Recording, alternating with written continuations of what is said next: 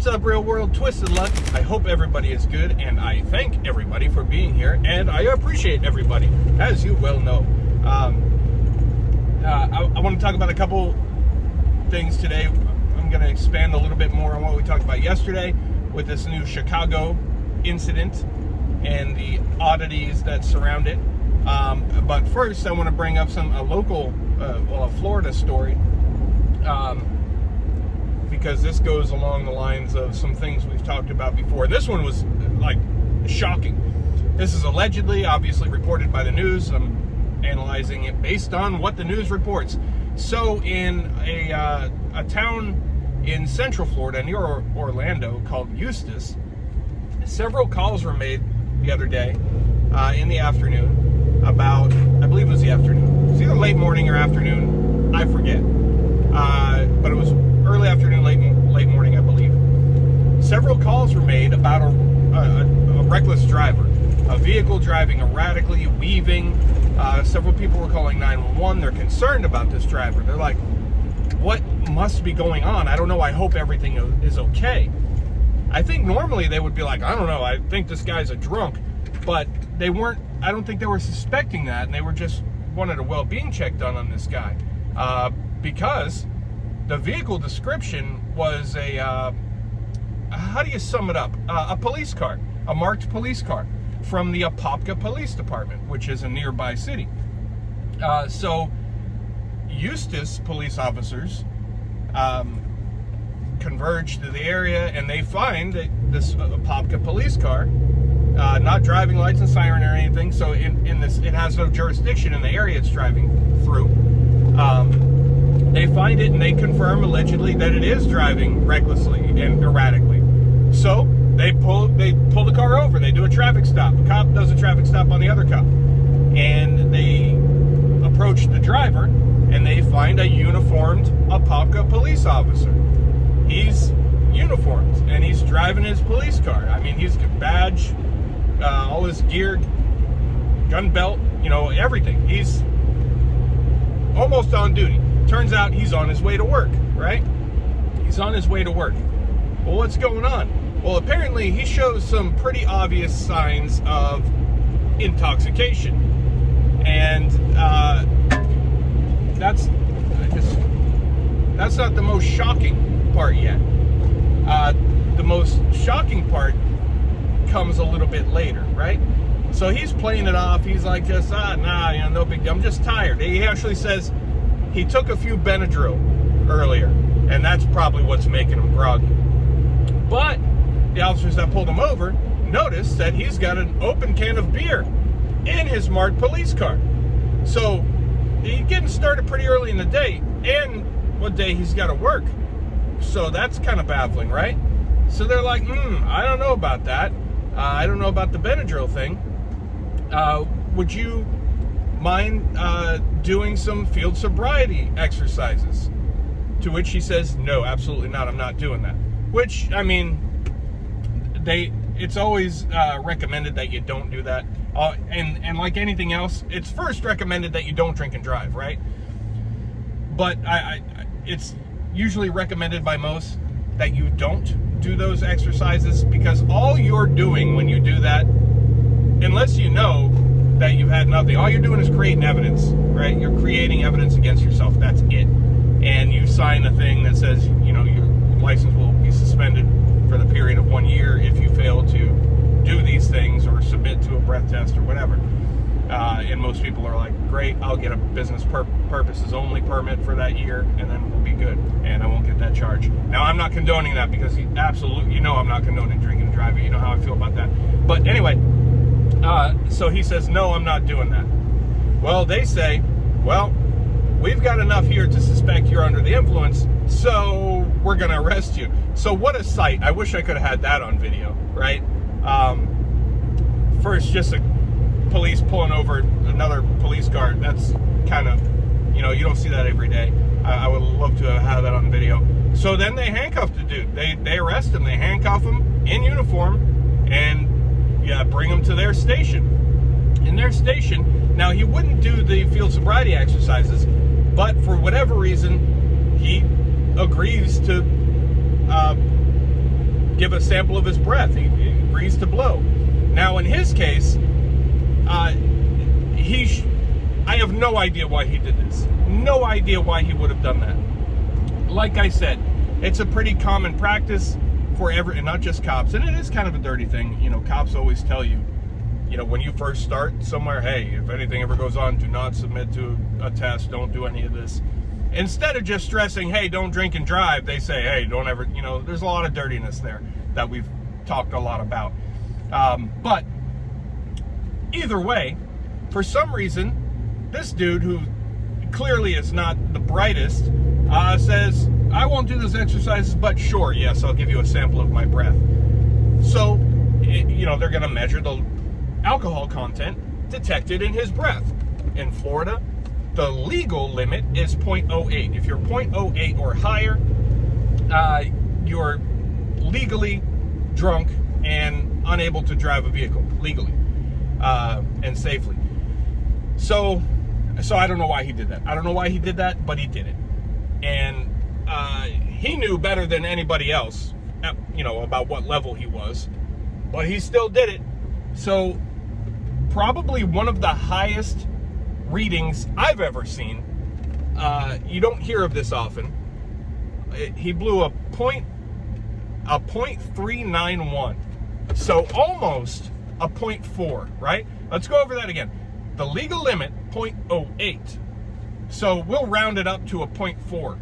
You know, when you hear about things, you know, some celebrity or whatever pulled over in the news, 2 times the legal limit, or they make a huge deal if somebody was 3 times the legal limit.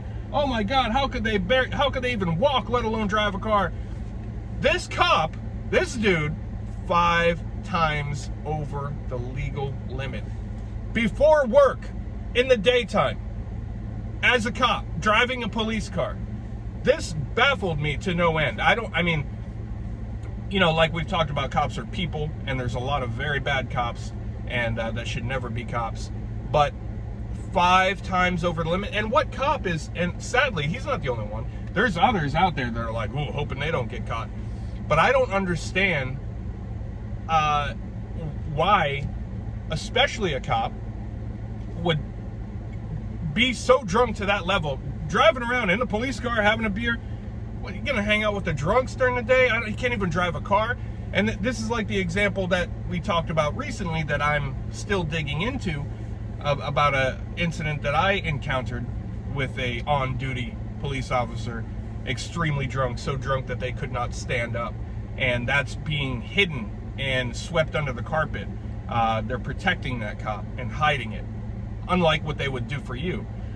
So I'm not letting that go, so I'm still working on that. In this case, the right thing was done. They treated that cop like a citizen because he is a citizen. That badge just indicates the job that he's chosen to do. No better than anybody else. And I've said this many, many times, and I stand by it. And anybody, a lot of people know this, whether they admit it or not. It's true. Cops are the worst for DUI. The biggest, the worst DUI offenders, cops. 100%. I've seen a lot of different, you know, professions, whatever, doing different things. Cops, their bad thing, DUI. And from my experience, what I've seen, typically DUI officers, so officers who specialize in DUI, are the worst of the cops. But this case, 5 times the legal limit. Unbelievable. So this is what is out there. This is part of a problem. I'm glad they did the right thing. I'm glad they didn't, you know, thin blue line. I'm glad they handled it the way they handled it. A little bit differently, though. They let the other department come and get the car and all the stuff and everything. And a lot of times they wouldn't allow a citizen to do that. So I would have liked it better to see that they had that car towed, that police car towed to their impound lot, and the Apopka Police Department would have had to pay that impound fee to get it out, which is typically what they're going to do to a citizen. Yes, sometimes they do allow, you know, someone to call somebody to come and get the car, but typically in a DUI situation, especially that drunk, they're not going to give that person any breaks, and they're going to say, no, we're towing it. So I personally would have rather had seen that car be towed, and they have to pay that too. But, you know, I'm nitpicking here. So what they did, you know, is acceptable, I think. And moving right along, onto the Chicago 4th of July event that we talked about. Again, I say this often, and people say it in the comments often.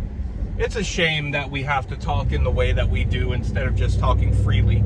That we have to say ridiculous kindergarten words like pew pew. You know, that's just absolutely ridiculous. But alas, so we talked about some things, some odd things, and my suspicions with this alleged suspect. And he does, I mean, some oddities and some weirdness about him that I pointed out. But, you know, in looking more into this case, and I found more after making that video, and some of us discussed in the comments a bit, some other things that don't make sense with this is he allegedly, during this pew pew event, dressed as a woman, right? He allegedly planned this out pretty well. He dressed as a woman, and he had a pew pew with him that he used, that he bought legally, right?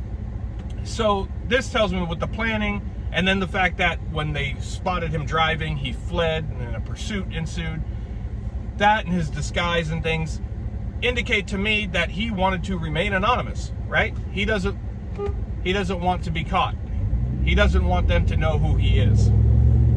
But he allegedly left the pew pew right there at the scene on the perch that he used when he was done, before he fled, and then he ran and mixed in with the crowd and fled too, further making a logical person believe that he didn't want to be identified or caught, right? So it's very strange to me. If he legally purchased that on his own, which they claim that he did, any logical person would know that with those serial numbers, they're pretty quickly going to figure out who you are.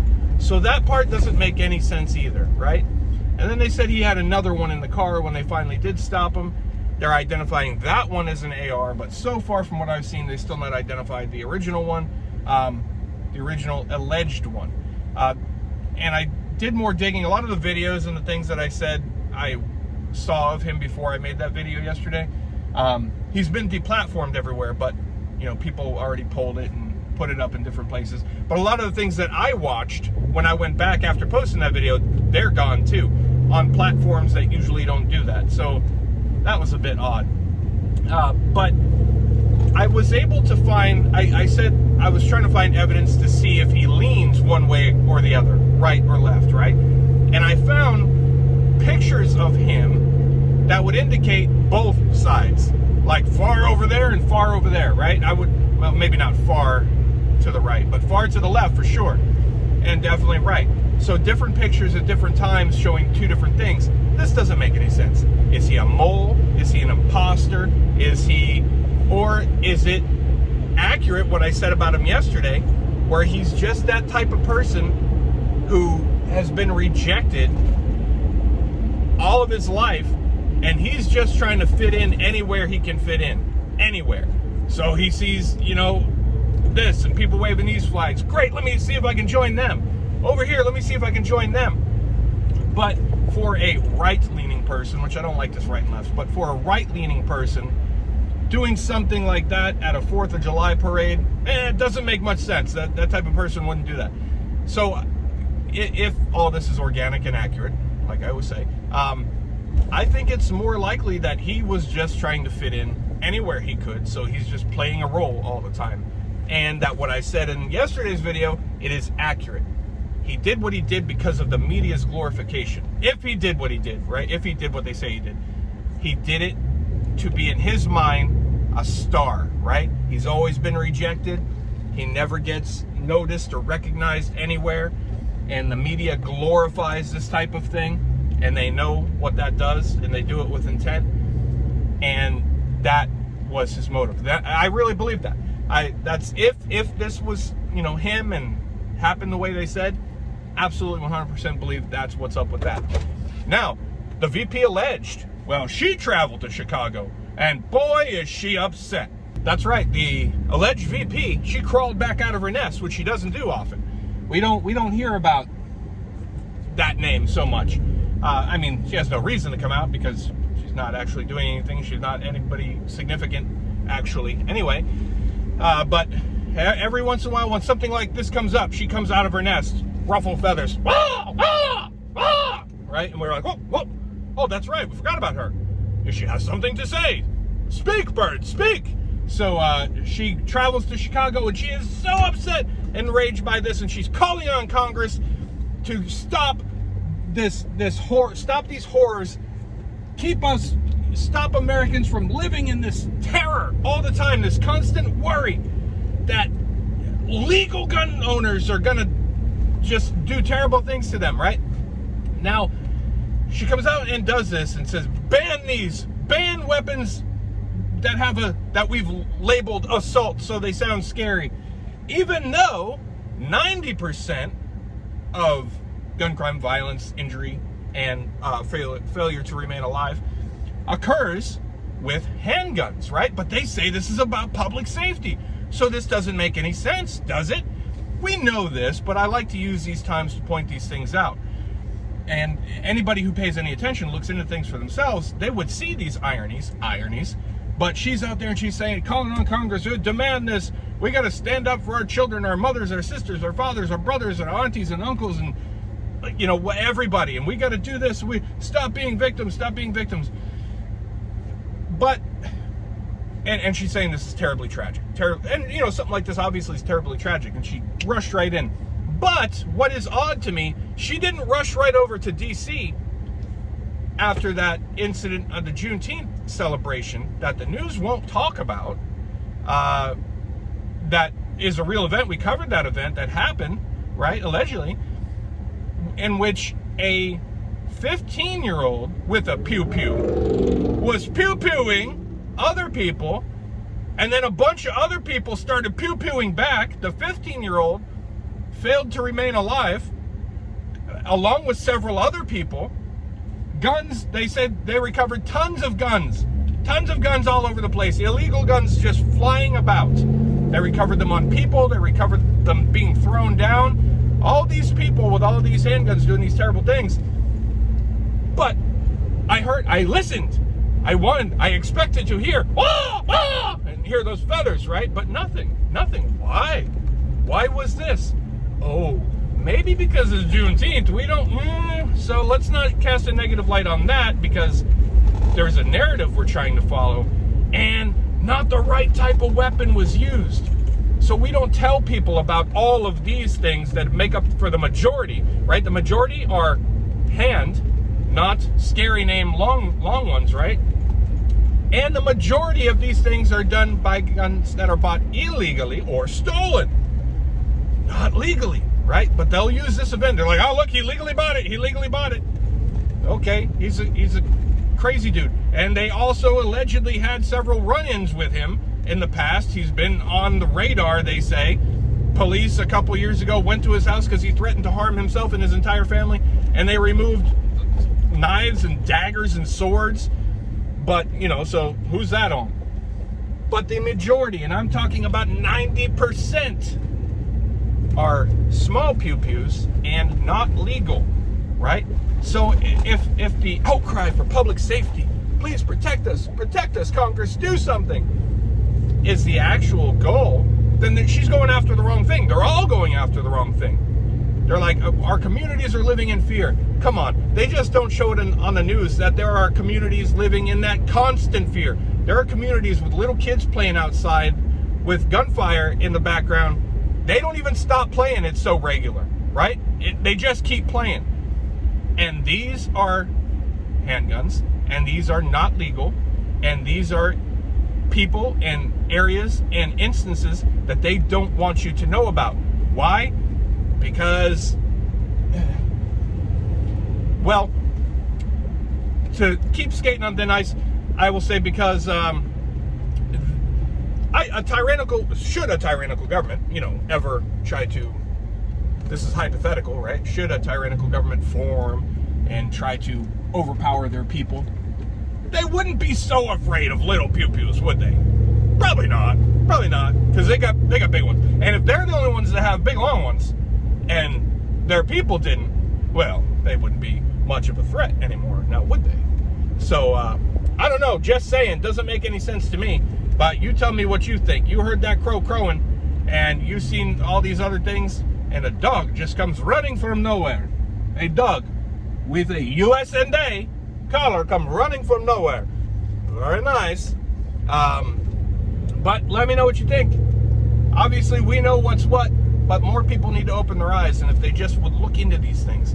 But so let me know what you think about the drink cop and the crow crowing and the oddities with the Chicago incident. And am I wrong? Why did the VP alleged not crow and caw her way to DC after that incident on June 19th that the media refuses to talk about? Just refused to talk about. I don't know, you tell me. Actually, I caught slack when I reported it too. I'm not going to get into detail on that, but I ran into problems in reporting that story, which kind of ironic, isn't it? So share your thoughts. Let me know what you think. As always, I appreciate you. Twisted Luck Truth. I'll see you soon.